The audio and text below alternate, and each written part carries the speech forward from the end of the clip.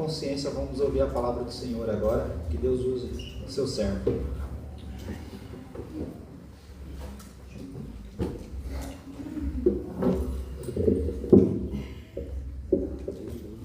Feche os olhos, vamos orar, pois ouviremos a palavra do Senhor. Santo Deus, nós te exaltamos, te adoramos, bendizemos o teu nome, porque sabemos que o Senhor é Deus por tua palavra. Temos sido ensinados pelo Senhor mesmo a te conhecermos, a conhecermos como nós somos criados, o que aconteceu desde o princípio, o pecado, a queda, e a tua graça em enviar o teu Filho que encarnou para a nossa salvação, cumpriu a lei em nosso lugar, cumpriu a tua justiça e com sua morte e ressurreição, glorificação, nos deu também a ressurreição espiritual, nos fez novas criaturas nele. Essa pregação nos alcançou, essa mensagem trouxe ao nosso coração fé e temos tido este privilégio tão grande. E apesar, ó Pai, de tantas manchas que ainda temos, quedas, desvios, e que o Senhor conhece, pois o Senhor nos sonda, o Senhor sabe do nosso deitar, do nosso levantar, nossa vida, todos os nossos dias estavam já escritos no teu livro, tudo escrito e determinado quando nenhum deles havia ainda, e o Senhor, mesmo nos conhecendo, tem pacientemente insistido com a relação do Senhor conosco em ter a nossa comunhão. Nós louvamos a Ti por tudo que já vivemos hoje e pedimos que haja em nós, apesar de nós, temor, respeito, reverência com a Tua palavra, não só para ouvirmos agora, mas para vivermos. Que de fato o Senhor nos transforma, Pai, porque sem Ti nada somos e nada podemos fazer. Abençoe a nossa leitura, que todos aqui, desde a criança mais novinha, as crianças que estão no ventre da Dalila, Laís, no ventre da Lília e todos os demais, todos louvemos ao Senhor com a leitura reverente, com o coração temente ao Senhor, adorando a Ti, como João Batista adorou a Jesus, estando ele no ventre de Isabel e Jesus no ventre de Maria. Nós sabemos que o Senhor é poderoso para fazer Teus adoradores a qualquer pessoa, em qualquer idade. E pedimos que nos atenda agora, não como imposição, mas porque se o Senhor não agir neste momento, nós leremos a Tua palavra sem fé, e sem fé é impossível Te agradar, e consequentemente estaremos cegos e surdos para o que o Senhor falará, e pedimos ao Senhor que tenha compaixão de nós e não permitas que isso aconteça. Em nome de Jesus. Amém. Salmo 1, nós vamos ler, outros citarão porque já conhecem. Nós estamos no 6º sermão neste salmo. A ênfase de hoje vai ser o verso 2, como fizemos na semana passada. Nós estamos lendo sempre o salmo inteiro. Hoje cantamos o salmo inteiro, né? Vamos fazer isso com fé. Vamos juntos? Bem-aventurado o homem que não anda no conselho dos ímpios, não se detém no caminho dos pecadores, nem se assenta na roda dos escarnecedores. Antes o seu prazer está na lei do Senhor, e na sua lei medita de dia e de noite.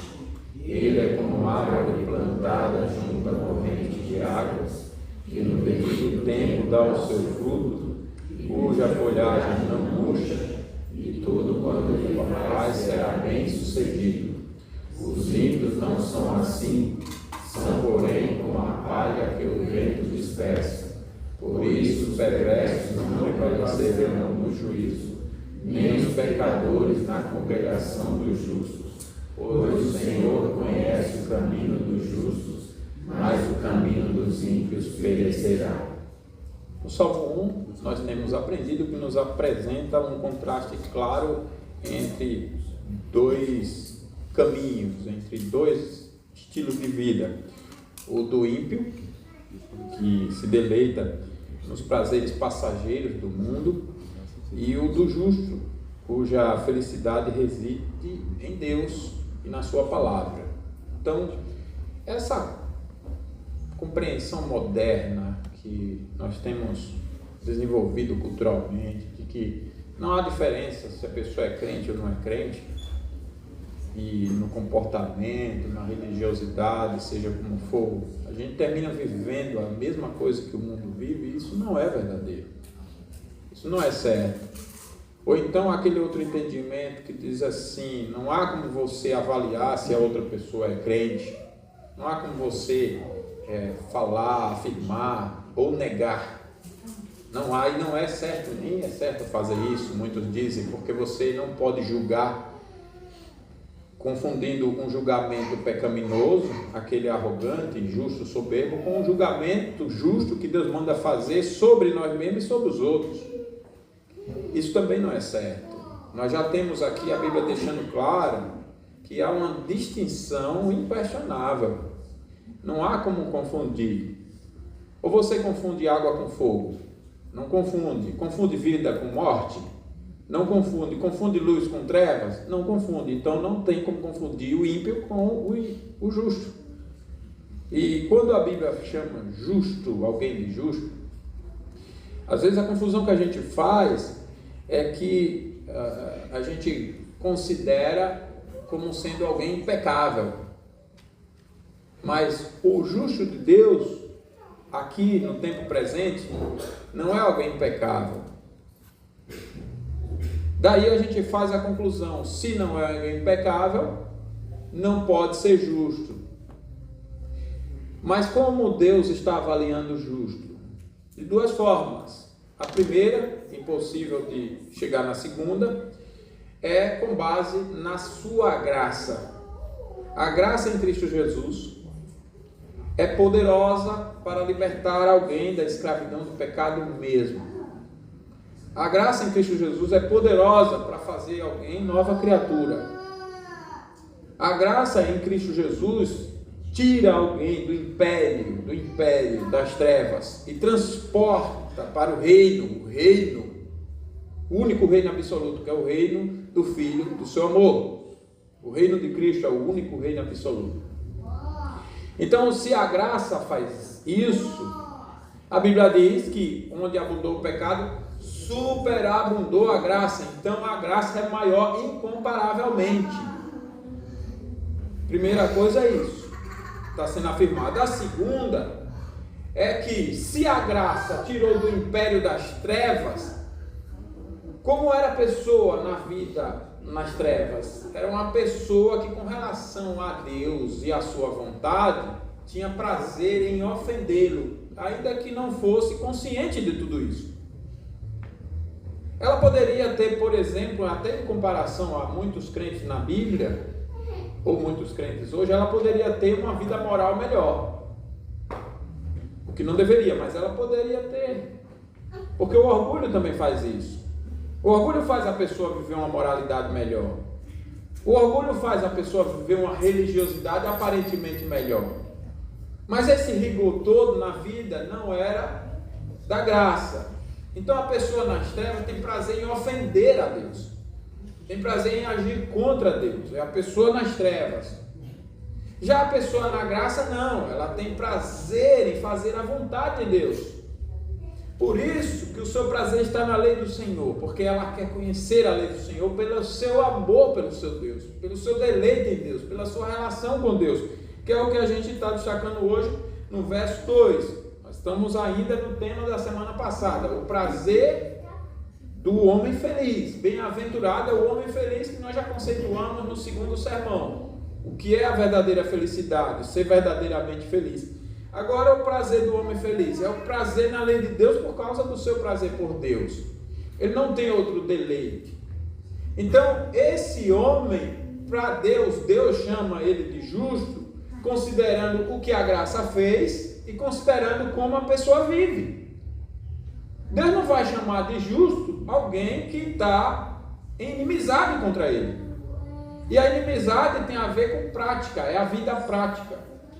O que é a inimizade? É agir contra Deus. E onde você sabe disso? Pela palavra de Deus. Nós já explicamos aqui que o salmista destaca a lei de Deus, mas a abrangência do significado é toda a palavra. Mas ele faz esse destaque, assim como o salmista do Salmo 19, que nós cantamos. O céu proclama a glória de Deus, mas na segunda parte ele diz, perfeita é a lei de Deus. Né? A lei de Deus é o prazer, ela restaura o coração, é o mandamento santo, justo e bom. E o salmista do Salmo 119, como nós lemos, que também exalta a lei de Deus, elogia a lei de Deus, louva a lei de Deus, se alegra na lei do Senhor. Esse é o seu prazer, essa é a sua alegria, a lei do Senhor. E por que então se destaca? O salmista faz isso porque toda a palavra de Deus, os profetas apresentam a lei de Deus como o fundamento, a base de toda a palavra. Primeiro mandamento: não terás outros deuses diante de mim. Qualquer assunto que você falar na Bíblia, vai pegar um assunto sobre casamento. Qual é a base desse assunto? Não terás outros deuses diante de mim. Pega outra doutrina aí qualquer, igreja. Não terás outros deuses diante de mim. O primeiro mandamento está regendo tudo, mas o segundo também: não farás para ti imagem de escultura. Aquele que ama a sua esposa, o seu marido, o seu pai, sua mãe, o filho, mais do que a mim, não é digno de mim. Fez dele o seu Deus, não fez a mim. Não terás outros deuses diante de mim. Não farás para ti imagem de escultura. O culto, eu não posso cultuar de acordo com as minhas imaginações. Eu tenho que cultuar a Deus da maneira que Deus manda. Eu tenho que cantar a Deus o que Ele manda cantar. Porque eu sou incapaz de elogiar, louvar a Deus da maneira que Deus é digno. Então Deus revelou os seus louvores sobre si mesmo e nos deu. E esses louvores, só esses são chamados de louvores. O que a gente chama de louvor não é louvor. É a minha música que eu estou dizendo, que eu estou elogiando e tal. Mas o louvor mesmo de Deus só são aqueles que Deus faz de si mesmo. Então eu não ponho outro Deus, eu não faço para mim imagem de escultura. Ou seja, eu não cultuo segundo o que eu prefiro, imaginação. Eu não oro pensando em Deus da maneira como Deus não é. Eu não penso em corpo, eu não penso em nada. Eu dirijo meus pensamentos de acordo com a palavra de Deus. Os meus sentimentos, as minhas vontades. Então a palavra de Deus está sendo regida pelos 10 mandamentos. Sobre todas as áreas. E essa diferença é muito clara. Quem é justo e quem não é. Deus está chamando de justo aquele que foi alcançado pela graça, porque foi justificado, porque a justiça de Cristo, que obedeceu a toda a palavra de Deus, foi dada àquele. Mas também Deus está falando da vida daquele que, alcançado por essa graça, agora está sendo ensinado a viver essa nova vida. De maneira que se alguém é mero ouvinte da palavra e não praticante, a sua fé é morta. É o que a palavra de Deus diz. Então é clara a distinção. E eu tenho que julgar a mim mesmo e ao outro. Eu tenho, de uma maneira santa, mas eu tenho que fazer isso. Esse salmo, um dos objetivos é dizer isso para mim e para você, para nós examinarmos. Como se o salmo fosse uma conversa de Deus para nós, um questionamento, um diálogo, dizendo assim: Lisandro, Genival, César, Abner, cada um aqui, vocês estão vivendo a justiça que eu deixei? Vocês são esse justo que eu, por meio de Cristo, produzo? Vocês estão vivendo a minha justiça? Examine-se se vocês estão na graça que faz a vida viver na justiça prazerosamente. É isso que Ele está fazendo comigo. É isso que Ele está fazendo com você. Eu sou o Senhor de vocês. Igreja do Tijuco, vocês são verdadeiramente felizes? Ou seja, vocês têm o privilégio de terem sido alcançados pelo meu filho para viver a nova vida dele? Vocês nasceram de novo? Onde está o seu prazer? Onde está o prazer dessa igreja? Está na lei do Senhor, na minha lei, com Deus dialogando conosco.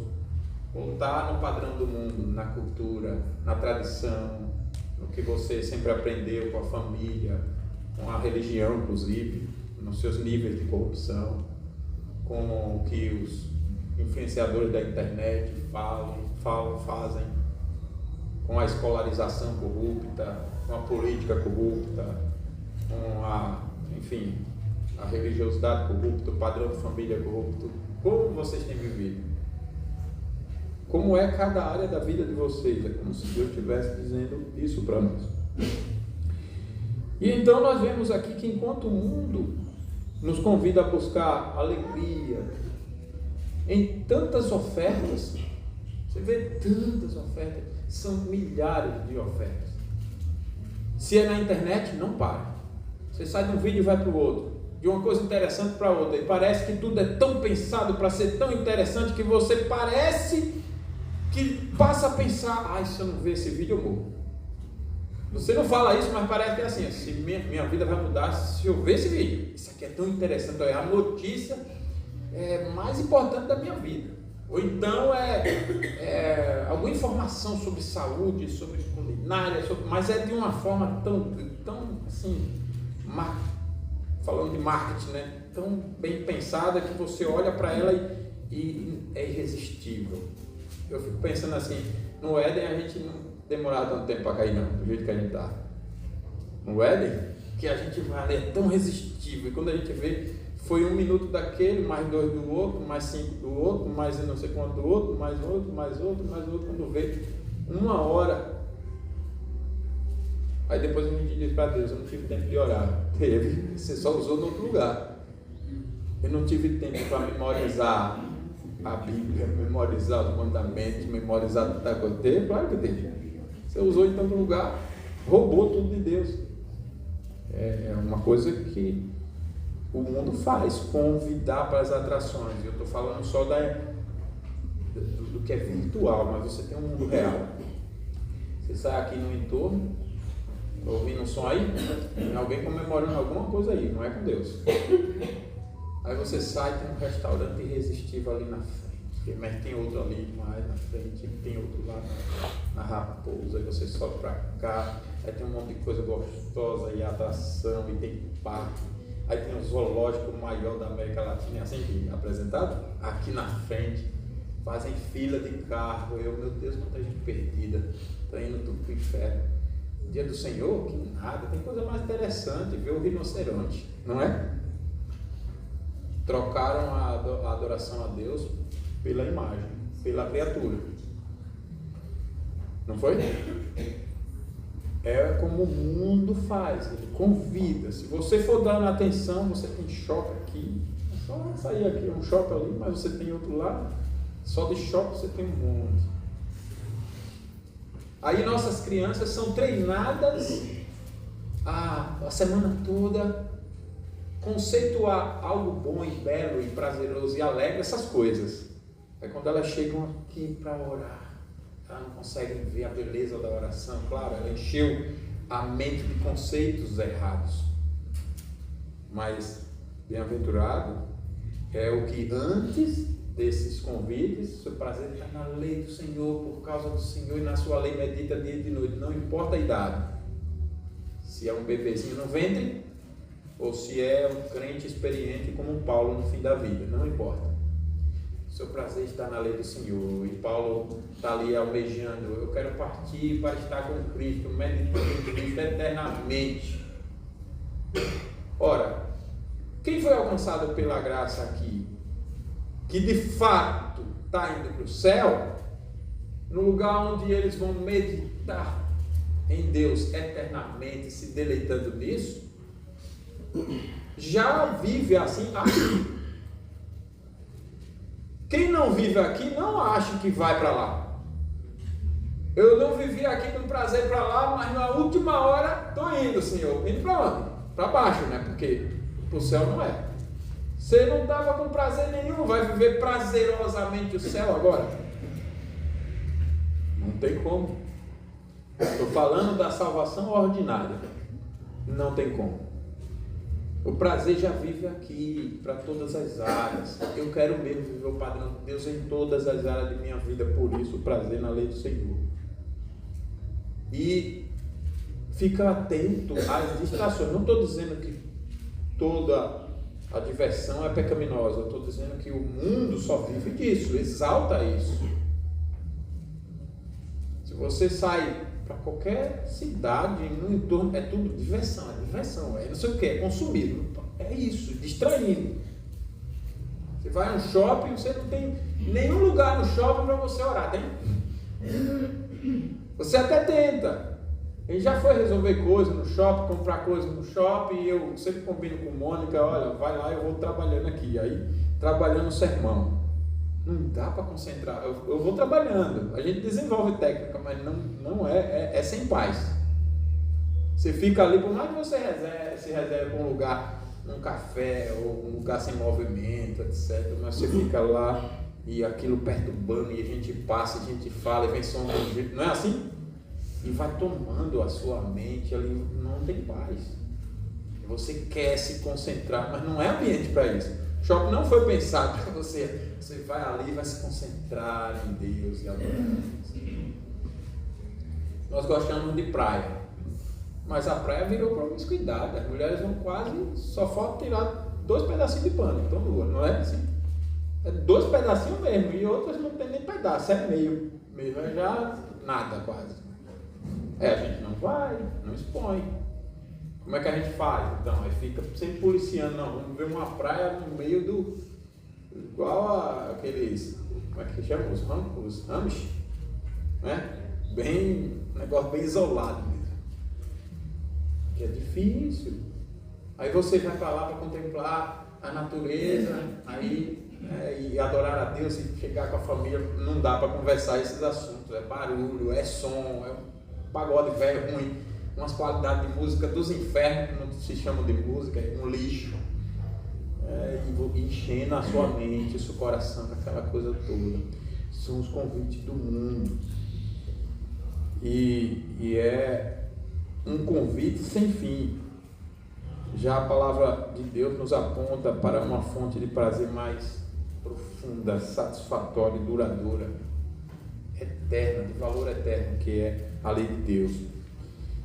E a verdadeira felicidade não é a ausência de luta, de sofrimento, de correção de Deus, de disciplina, mas a presença de um deleite profundo e sincero na vontade de Deus. Essa é a verdadeira felicidade. Bem-aventurado aquele que antes de tudo isso tem o seu prazer na lei do Senhor.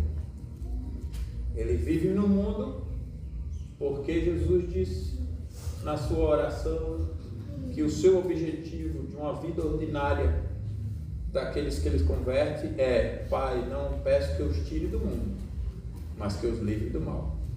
Então ele vive no mundo por isso, porque é a vontade de Cristo, mas ele é livrado por Deus do mal, do maligno, da corrupção. O seu prazer está na lei do Senhor.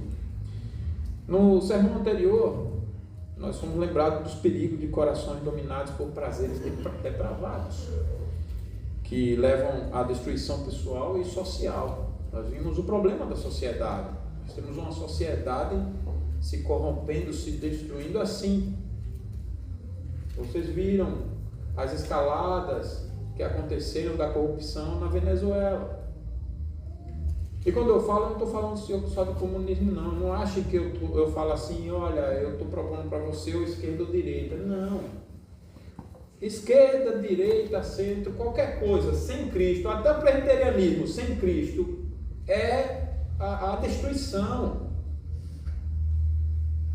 Se um vai promover a pobreza, a miséria sem Cristo, o que é ruim, a outra vai promover a riqueza sem Cristo.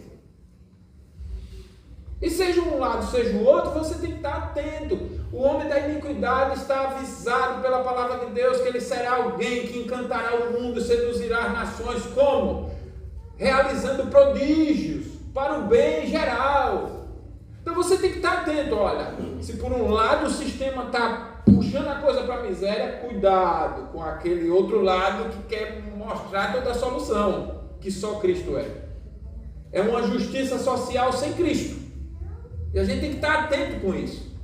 Nós não estamos falando de direita, nem de esquerda, nem de centro. Nós estamos falando de Cristo, do Evangelho de Deus, de salvação, do único poder que é capaz de restaurar todas as coisas, todas as áreas da sociedade. Então, semana passada, nós vimos o problema, os perigos de corações que têm prazeres depravados.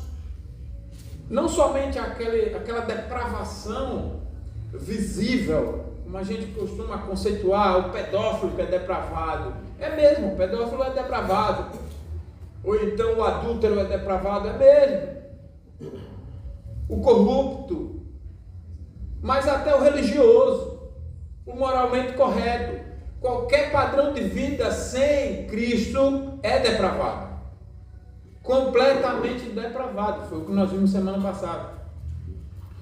E o que eu quero dar ênfase hoje é na beleza e no poder transformador do prazer que a graça de Cristo produz em nós, um afeto que nos leva a amar e a nos dedicar à lei do Senhor. Existe a experiência real que Cristo nos dá de conhecê-lo, que faz desejarmos viver para Ele de tal forma que então a gente identifica sem dúvida a voz dele na sua palavra e a segue, e não tem outro prazer de vida, não tem outro projeto de vida, vive por essa voz tão bondosa falando na sua palavra. Eu quero que reflitamos sobre isso. Eu entendo que nós precisamos refletir sobre isso. Então, o primeiro ponto é destacar aqui essa marca, como eu já anunciei semana passada. Como é que eu sei que eu sou de Deus? Como eu sei se eu sou justo? A marca inconfundível é esse prazer. É assim que eu sei. Eu sou justo se eu tenho prazer. O que distingue o justo no Salmo 1 aqui não é apenas o que ele evita, mas o que ele ama. O ímpio se ocupa com o conselho dos escarnecedores, com um padrão de vida contrário a Deus. Já o justo, em contraste, tem o seu prazer na lei do Senhor e nela medita ininterruptamente. Ela nunca se cansa. É um prazer que quanto mais experimenta, mais quer. Você entende isso? Tem algo que você gosta muito? Comida, né? Tem um prato que quanto mais eu como, mais eu quero comer. Então, muito mais que isso, é um prazer na lei de Deus. É muito mais do que um prato. Tem gente que quer qualquer prato, né? Qualquer prato é um prazer. Esse prazer, então, não é um dever pesado, sabe? Estou ouvindo aqui os 10 mandamentos. O dia do Senhor, o padrão é esse? Quero não. Eu vou fazer só porque Deus está mandando para não ir para o inferno ou para alguém não me dizer, mas eu estou aqui achando pesado fazer. Não acha pesado. Porque os mandamentos não são pesados. E quando se ama, se supera qualquer coisa por esse amor. É disso que o texto está falando, é um prazer, não é algo pesado. Então, só esse prazer evidencia o coração regenerado. O prazer de conhecer para viver, mas o prazer de conhecer, de meditar dia e noite. Não se cansa de falar da palavra de Deus. Não se cansa de meditar nela dia e noite. Todos os outros assuntos ficam secundários. E todas as outras áreas são vividas por causa desse prazer, nesse padrão, fazendo essa vontade que é ensinada na lei de Deus. O pecado depravou, irmãos, a nossa capacidade de amar a Deus, mas o ponto que eu quero destacar é que a graça de Cristo é poderosa para restaurar o nosso afeto, direcionando-nos para as coisas que são santas e justas. A Bíblia é a lei de Deus. A lei de Deus é a régua de Deus. E a vida que é chamada de justa é a vida alinhada nessa régua. Essa é a vida justa, é a vida por essa régua. Mas como conciliar isso se eu ainda tenho os meus pecados? Como poderia ser Pedro justo se ele negou Jesus 3 vezes? Como podiam os discípulos serem justos se eles abandonaram Cristo? E quando Cristo ressuscitou, eles foram incrédulos, nem estavam esperando. Como? Porque a ordem é primeiro Jesus e sua justiça. E a partir da justiça de Cristo, ela aplicada a nós, nos fazendo viver essa justiça. Então vamos olhar direitinho para Pedro. Pedro viveu a vida toda, desde o seu primeiro dia de conversão, negando Jesus. Não foi assim? Claro que não. Pedro negou Jesus ali pontualmente.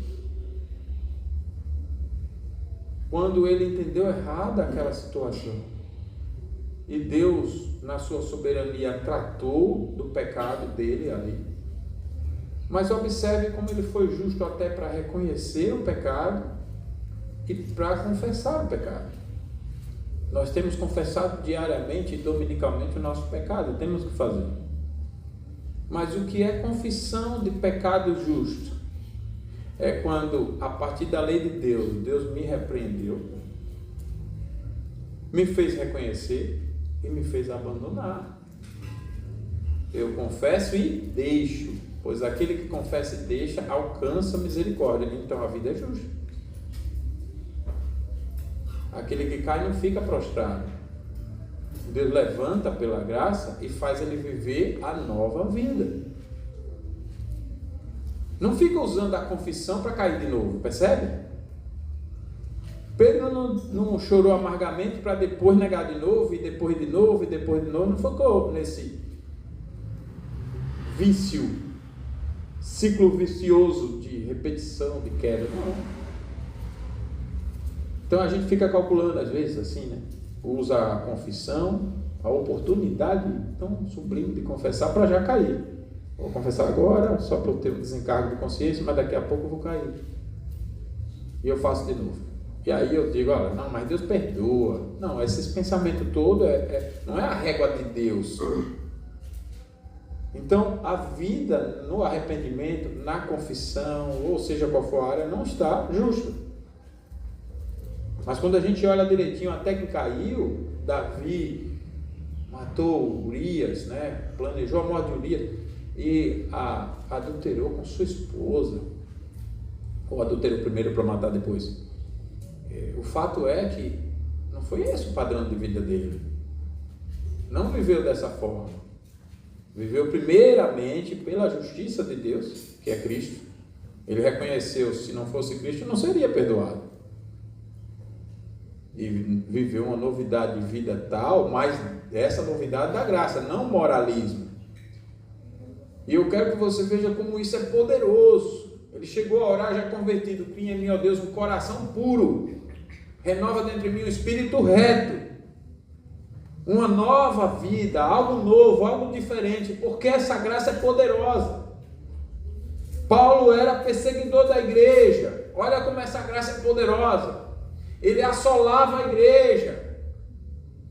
Mas 80% do Novo Testamento sobre esse deleite em Jesus, a maravilhosa pessoa de Cristo, o prazer que Cristo é e dá e traz ao coração do pecador, que faz ele viver em novidade de vida, é ensinado por esse homem que antes perseguia essa fé. Então o pecado depravou a nossa capacidade de amar a Deus, mas a graça de Cristo é poderosa para restaurar esse afeto nosso por Deus, tão poderoso, tão irresistível, nos direcionando para as coisas que são justas e santas. A graça de Cristo, irmãos, é o motor que nos capacita a ter um prazer profundo na palavra. É a obra do Espírito Santo em nós, em nossos corações, que nos permite ver a beleza da lei, não como um fardo, mas como um reflexo do caráter amoroso e santo de Deus.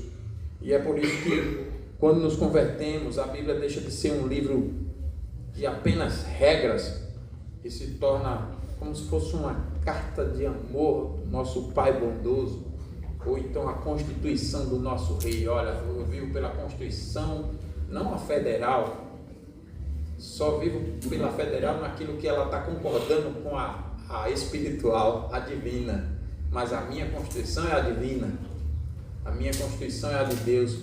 A carta, o livro que eu recebi do meu bondoso Pai essa é a sua palavra, e eu leio dessa forma. Deus escreveu para mim como um Pai bondoso que tem prazer em mim, que me ama, que quer o meu bem, que tem alegria em me deixar conhecê-lo e me relacionar com Ele, que prometeu tantas coisas para mim. Você lê de outra forma. Esse é o meu Pai bondoso, esse é o meu Deus. E a outra perspectiva.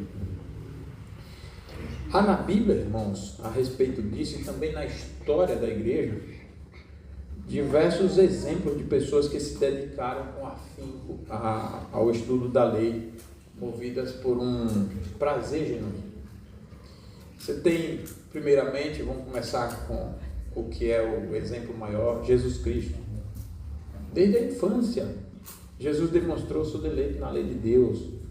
Nós já vimos isso aqui, que aos 12 anos ele foi encontrado no templo, ouvindo e interrogando os mestres da lei, por esse prazer. E sua vida foi a própria encarnação da lei de Deus, vivida em perfeição. Jesus descumpriu o primeiro mandamento: não terás outros deuses diante de mim? Não. E por que não? Porque ele foi ensinado a fazer essa vontade de Deus e viveu por prazer. Não fez para si imagem de escultura, não tomou o nome de Deus em vão nunca. Os 33 anos vivido aqui, aliás, foi por isso que ele foi para a cruz. Nunca descumpriu lembra-te do dia de sábado para o santificar. Tanto que ele propositadamente decidiu morrer. Ele mesmo disse: ninguém tira a minha vida, eu voluntariamente a dou.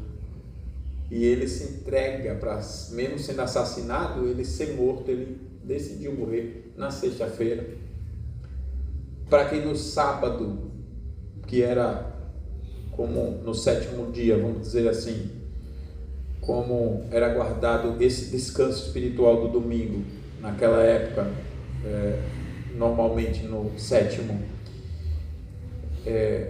ele permanecesse morto, deixando claro que ele estava encerrando a antiga aliança, e de propósito ele institui um novo dia de descanso, que é o primeiro dia da semana, como foi na criação. Adão e Eva foram criados no sexto dia para viver o primeiro dia de vida inteiro, o sétimo dia, que era o descanso. Mas eles viveram esse sétimo da criação como o seu primeiro dia de descanso, né? De vida, o descanso espiritual. E Jesus então muda isso ali. É só a gente ver, ele ressuscita com propósito. O propósito em relação ao descanso era esse. O que era o descanso? Era adorar. Mas no dia de adoração, ali, ele que é o cumprimento da lei, ele estava morto. O que era que ele estava ensinando? O luto, que não é para ser vivido no dia de descanso. Dia de descanso não é dia de luto. Dia de descanso é dia de vida, dia de prazer, de adoração, de alegria. Ele então está encerrando as sombras e dizendo com aquele luto: tudo isso da antiga aliança passou, eu cumpri. Mas ele cumpriu o que é para a nova também. Ele ressuscita e ele aparece glorificado para os seus que o adoram. A adoração que era para ter sido no dia anterior, mas ele está cumprindo ali, cumprindo as duas alianças, e ele é a nova aliança.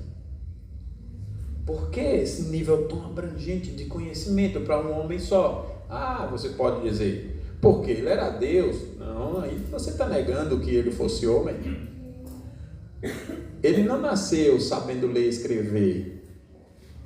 Então, se ele era homem 100% e ele aprendeu a ler e escrever, ele aprendeu a obedecer a Deus, ele aprendeu a conhecer a vontade de Deus sobre si, sobre a igreja, sobre todas as coisas.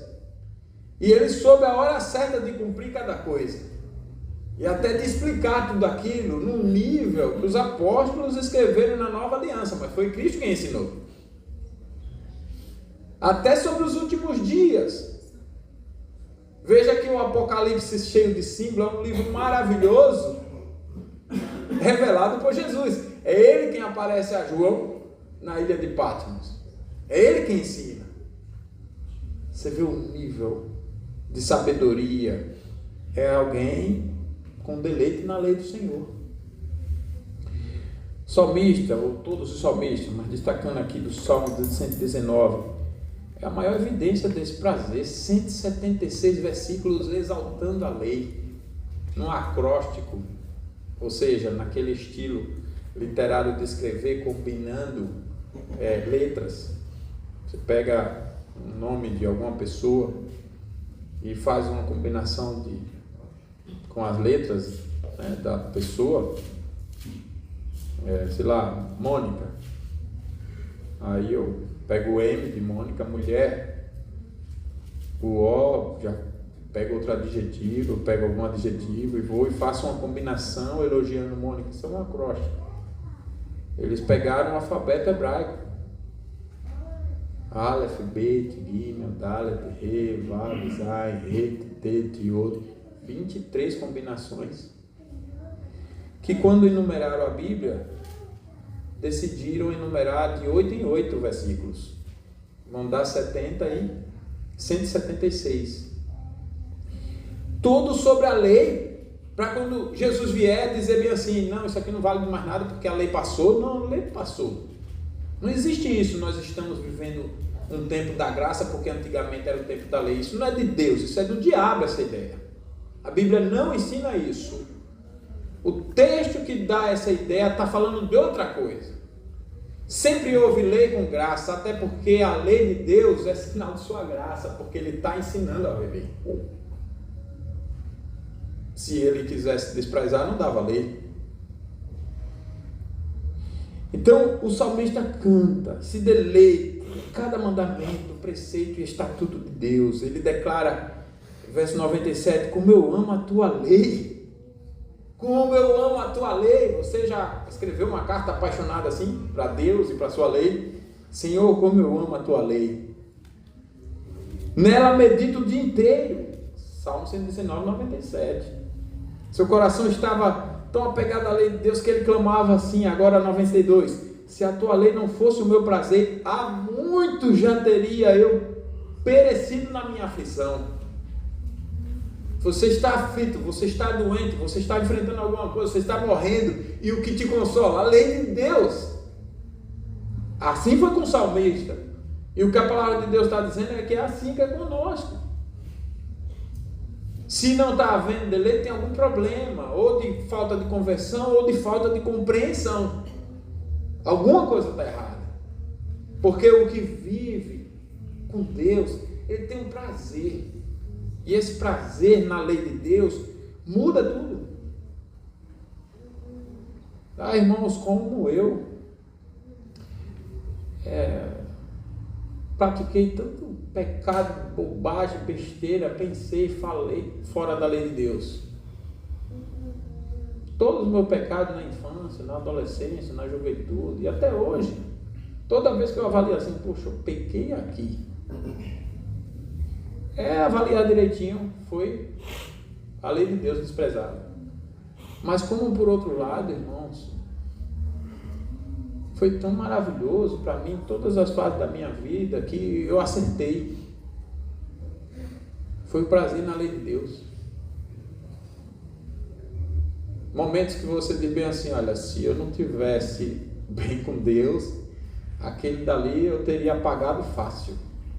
Aquele ali não vivia, veio me xingar, veio me provocar, veio fazer isso, eu teria apagado em 1, 2. E você, ao invés de raiva, de ódio, de arrogância, você fica paciente, tem compaixão do outro, ainda se dedica pela salvação do outro, ainda ora com o outro que te aprontou. Você vai para ser. Não é uma coisa arrogante.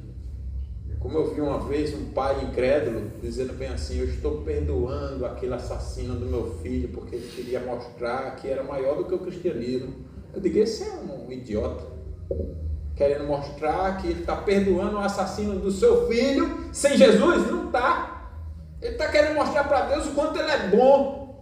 Mas não é, essa não é a realidade. No dia que ele aparecer no juízo, isso aí vai ser exposto como a maior arrogância sofisticada e travestida de perdão. Porque o fruto da graça é diferente. Passa pelo que Davi fez. Senhor, se o Senhor não mudar meu coração, mesmo eu convertido em crente, eu estou perdido. Eu reconheço que eu preciso é de Ti. E muda mesmo, muda a vida. Mas muda porque Cristo mudou. De maneira que eu concordo com a frase de João Calvino, quando ele diz assim: se eu acertei, foi Jesus em mim. Se eu errei, fui eu mesmo. Você está me vendo exatamente na graça quando eu acerto. Toda vez que eu falo, faço alguma coisa certa, traduzindo o que ele disse, né? Foi Jesus em mim. Agora, toda vez que foi pecado, era eu mesmo. O que ele está querendo dizer não é que ele não foi transformado. É que nós só vivemos em novidade de vida por essa graça, e essa graça produz esse prazer na lei do Senhor.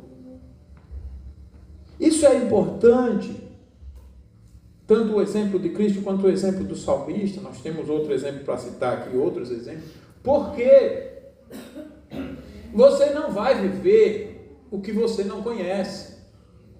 Não é possível você viver um padrão que você não conhece. Em qualquer coisa, em qualquer área da vida. Se eu passasse aqui agora uma prova, sei lá, de qualquer área, história geral, se você não se preparou bem em história geral, você não vai saber falar, discorrer sobre os impérios antigos, destacar os fatos mais importantes, Idade Média, dizer em que período começam os impérios antigos, em que ano termina, em que ano começa a Idade Média, em que ano termina a Idade Média, era dos exploradores, era da indústria. Se eu pedir para discorrer quem eram os presidentes do Brasil, ou pelo menos listar, geografia, para você falar de geografia geral do Brasil, se você não estudou, você não vai saber responder, concorda? Português, latim, inglês, ciências, seja o que for, música. Da mesma forma a palavra de Deus, e da mesma forma viver, muito menos. A gente só vive certo o que conhece. A gente só enxerga até onde a gente conhece. A gente só consegue praticar o que conhece. É por isso que é tão importante encher a mente da lei do Senhor, para a gente não confundir o que é do diabo como sendo de Deus, e vice-versa, tratar o que é de Deus como do diabo. Às vezes eu fico abismado como a gente está avançando dessa forma. A gente vai ensinar uma coisa e demora muito até todo mundo, no meio evangélico, mudar o pensamento e entender: rapaz, eu estava em pecado e não sabia, mas até lá está achando que está tudo certo. Olha, o padrão de culto não é esse. É a pessoa: não, e os argumentos é tudo de cultura, de preferência pessoal, de tradição, não é o da Bíblia. Até mudar foi um ano, quando é rápido. Tem gente que vai a vida toda e não sai. Igual aquela história católica, né? Eu nasci católico, vou morrer católico. Cara, eu nasci assim, vou viver assim. Você vai para o inferno assim. Muda. Porque o prazer não estava na lei do Senhor e não meditava em toda ela, dia e noite, noite e dia, ininterruptamente. Não aprendeu. Não aprendeu a viver. A gente já tem um problema que é o seguinte: você pode conhecer tudo e não viver com a motivação correta. Agora imagine se você vai viver correto sem me conhecer.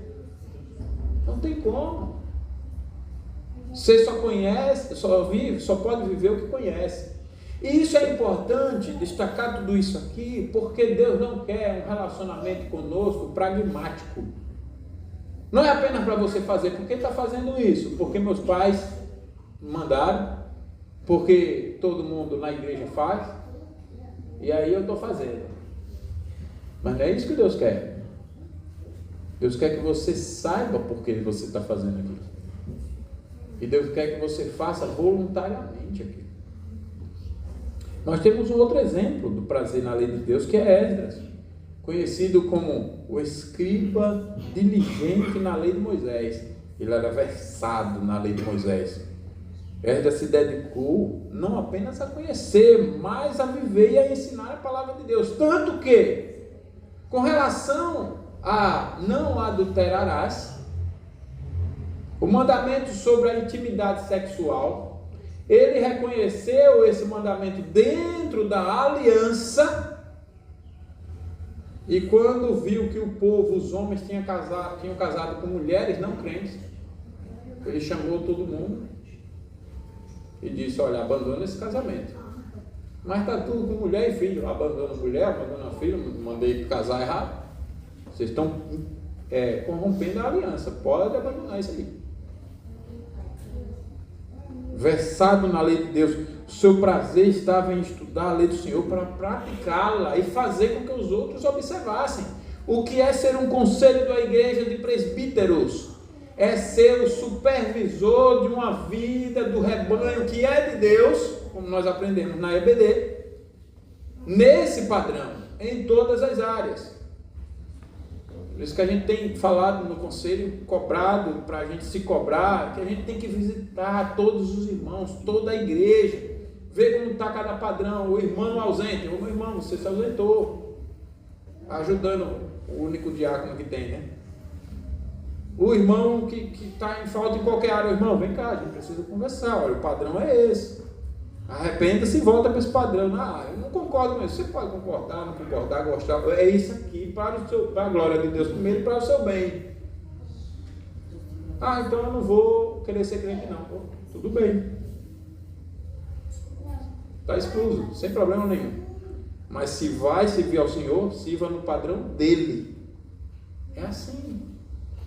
Sentimos muito, vamos orar por você. Tomara que essa sua rebeldia Deus quebrante. E você volta e a gente vai ter prazer em receber. Mas se não quer viver o padrão, o que é que a Bíblia diz? Considera como gentil. É assim. Foi assim que Paulo fez, preso. Mas nem a prisão dele ele justificou para não ser diligente com os compromissos como um conselho. Escreveu para a igreja de Corinto: olha, pode entregar a Satanás esse rapaz que tem caso com a mulher do próprio pai. 7º mandamento: vivia fora do padrão de Deus. Opa, exclui da igreja.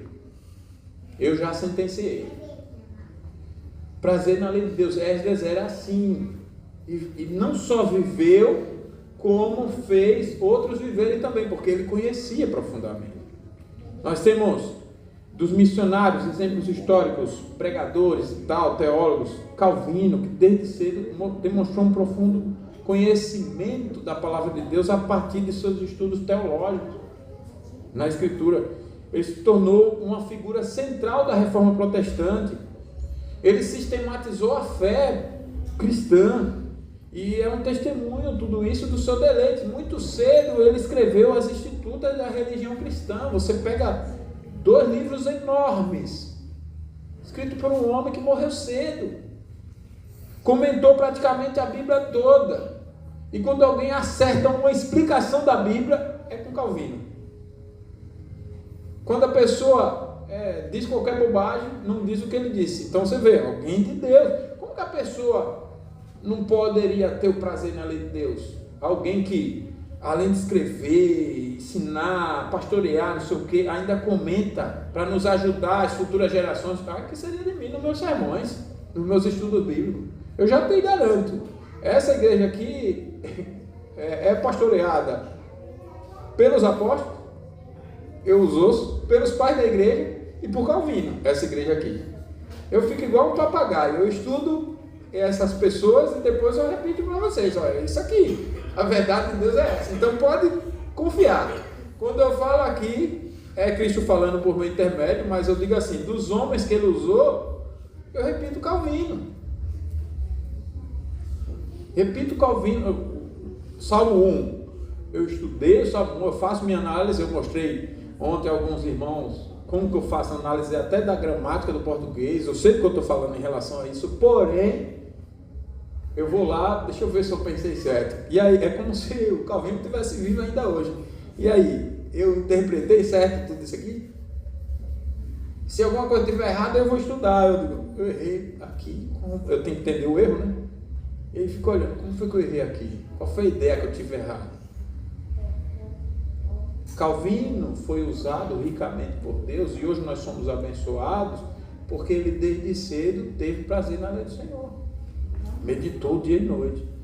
E nós vemos, irmãos, tantos mártires, tantos missionários que dedicaram suas vidas. Semana passada a gente chegou em casa depois daqui e fomos assistir a vida de um missionário que fez a tradução da Bíblia. Como era o nome dele?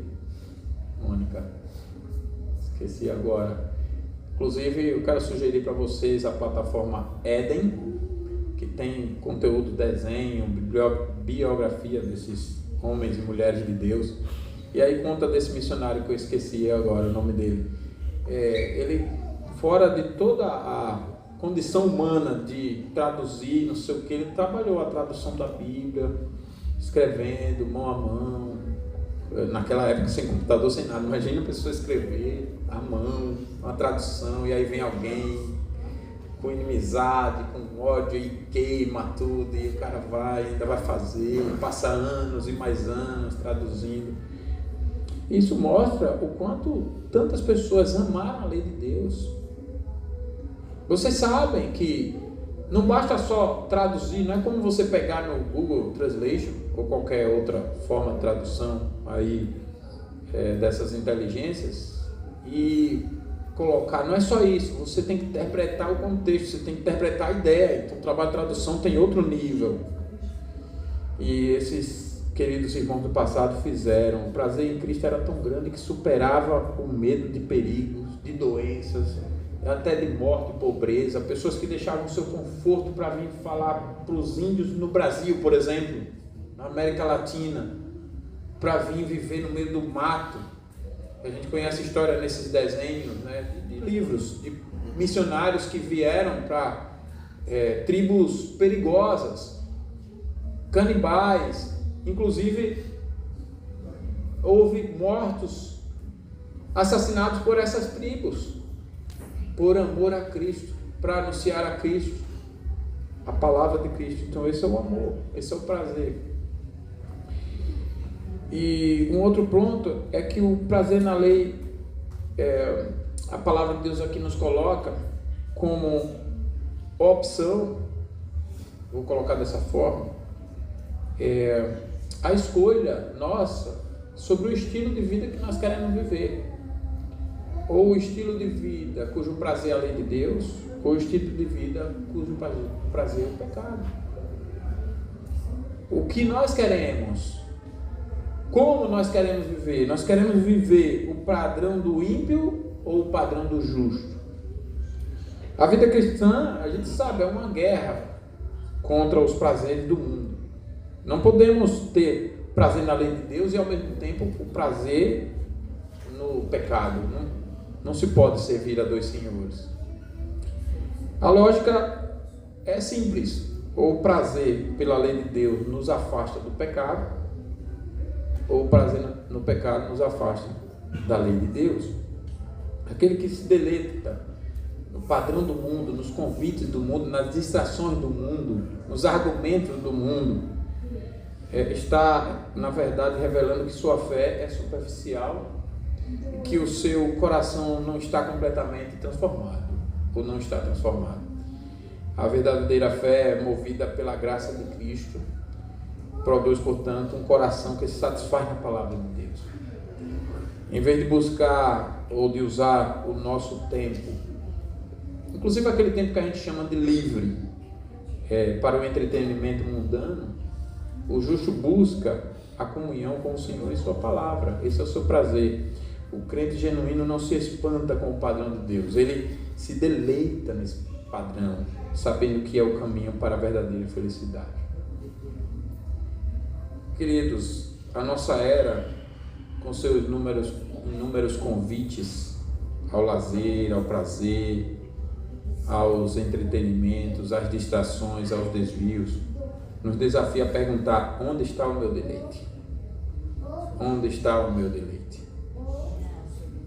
Eu estou falando das circunstâncias. Observe que não tem a ver com circunstâncias.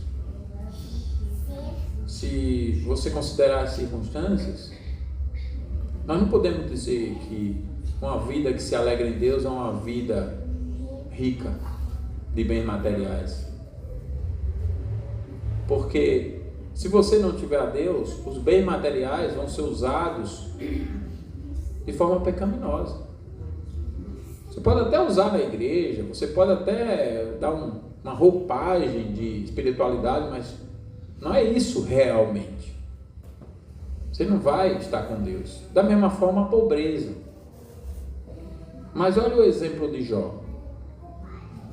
Um homem que na riqueza se deleitava em Deus, na pobreza também. Quando tinha tudo ou quando não tinha nada. Isso mostra que um coração verdadeiramente convertido não depende de ter ou de deixar de ter. Ele se alegra no Senhor. A presença de Deus em nossa vida não se manifesta na ausência de aflições, mas no nosso deleite na sua palavra, que nos capacita a enfrentar o perigo com confiança, sabendo que a companhia de Cristo é suficiente para dissipar todo medo. E a pessoa vive então meditando dia e noite na lei do Senhor. Em vez então de ver o estudo da Bíblia como um dever monótono, voltemo-nos para a obra de Deus, de Cristo em nós. Voltemo-nos para isso, que nos capacita a ter prazer na lei do Senhor. Ao invés de parar para ler a Bíblia como se fosse uma obrigação cansativa, veja que é um privilégio prazeroso, leve, valioso. O que é que você está colocando no lugar? Eu não medito na Bíblia, mas eu estou olhando uma imagem na internet. Aquela imagem tem um monte de informação. O que é que ela está lhe dizendo? Eu não estou meditando na Bíblia, mas eu estou vendo um vídeo. Não estou meditando na palavra, mas eu estou falando qualquer outra coisa, vivendo qualquer outra coisa. Se você está lutando com o pecado, a solução não é apenas tentar evitá-lo, mas mergulhar na palavra até que o seu prazer por ela seja tão grande que o prazer do pecado se torne, na verdade, um nojo para você. Um nojo. Eu sempre falo para vocês, vez por outra, do meu avô, que foi presbítero lá em Sergipe. E tem uma coisa que eu não sei se todo mundo da família conhece, e ele contou para mim.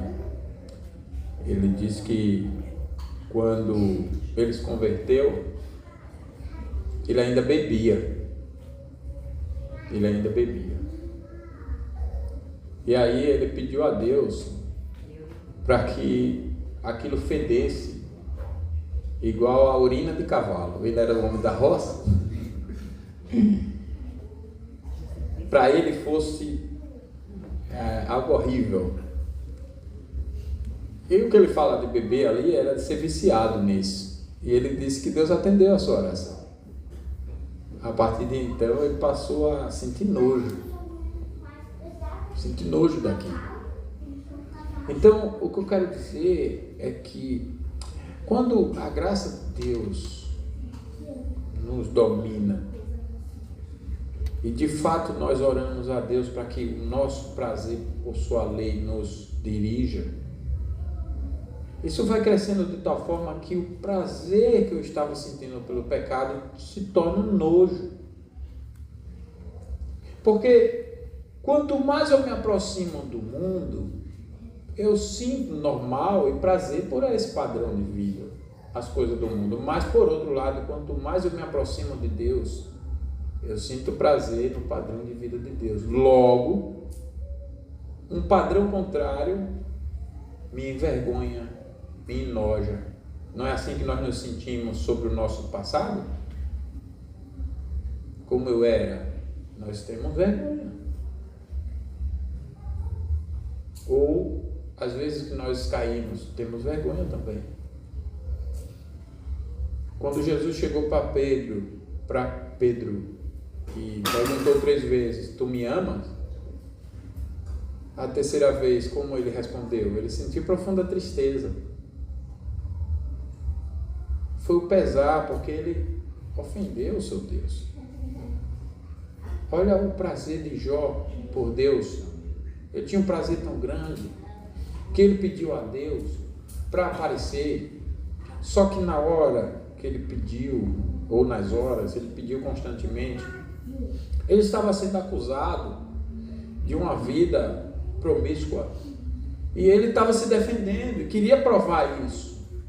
Eu vou provar para vocês. Deus vai aparecer e vai mostrar. Eu estou pedindo isso a ele para mostrar que eu sou inocente dessas acusações que vocês estão fazendo. Parecendo então que para Jó era mais importante Deus aparecer e proteger Jó, mostrar que ele era inocente, do que Deus aparecer e falar sobre si mesmo. Deus aparece e não fala nada da inocência de Jó. Deus fala de si mesmo: Jó, como eu sou grande, como eu sou poderoso, como eu sou eterno, como eu sou bondoso, como eu sou gracioso, misericordioso, como eu sou perfeito, como eu sou a sabedoria plena, a vida, a felicidade plena. Olha Jó para mim. E o prazer em Jó estava tanto em Deus, que quando Deus fez isso e terminou de falar, durante 3 capítulos, do 38 em diante, Jó recebe a oportunidade de falar e ele diz assim: eu sei que tudo podes, e nenhum dos teus planos pode ser frustrado. Antes eu te conhecia só de ouvir, mas agora os meus olhos te veem, por isso me arrependo de ter pedido para o Senhor aparecer e me defender, e me abomino no pó e na cinza. Quando o Senhor aparece, não é para me defender, é para falar de ti mesmo. Se as pessoas vão achar que eu sou bom ou não, isso não importa. Quando o Senhor aparece, o que importa é o Senhor. Você vê o prazer? O coração de Deus, o coração de Jó em Deus. Então que a graça de Cristo em nós nos leve a dizer, como salmista: como eu amo a tua lei, nela medito o dia inteiro. Que este seja o nosso prazer também, a nossa alegria e a nossa maior evidência de que de fato somos filhos de Deus. Amém. Feche seus olhos, nós vamos orar.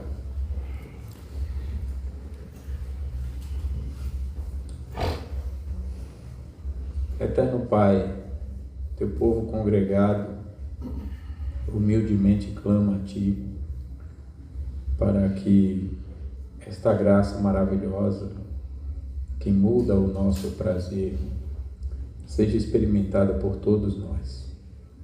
Que isso já tenha acontecido em cada parte do culto, mas também agora, Pai, ao ouvirmos a Tua mensagem, que haja um prazer tão grande em Ti, na Tua lei, que o restante desse dia, estando aqui entre irmãos ou em nossas casas, haja um firme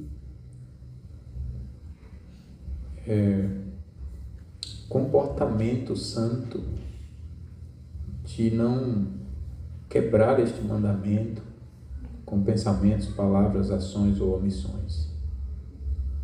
Que tenhamos a firmeza de Daniel de não nos contaminarmos com o mundo, com a Babilônia dos nossos dias, não aceitando conversas que não têm a ver com isso, não deixando nossos filhos pensarem, falarem, brincarem, viverem fora desse padrão, administrando a liderança das nossas crianças, assumindo essa responsabilidade, orando com elas, lendo com elas, ensinando a palavra de Deus para elas, cantando com elas, estudando com elas, crescendo com elas.